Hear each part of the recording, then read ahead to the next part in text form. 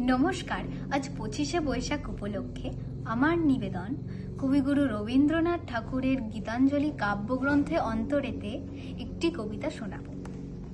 একটি নমস্কারে প্রভু, একটি নমস্কারে, সকলে দেহ লুটিয়ে পড়ুক তোমার এ সংসারে।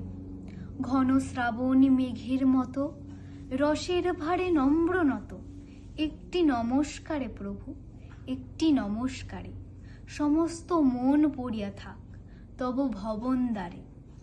নানা সুরের আকুল ধারা মিলিয়ে দিয়া আত্মহারা, একটি নমস্কারে প্রভু, একটি নমস্কারে, সমস্ত গান সমাপ্ত হোক নীরব পারাবারে। হংস যেমন মানস যাত্রী, তেমনি সারা দিবস রাত্রি, একটি নমস্কারে প্রভু, একটি নমস্কারে, সমস্ত প্রাণ উড়ে চলুক মহামরণ পারে।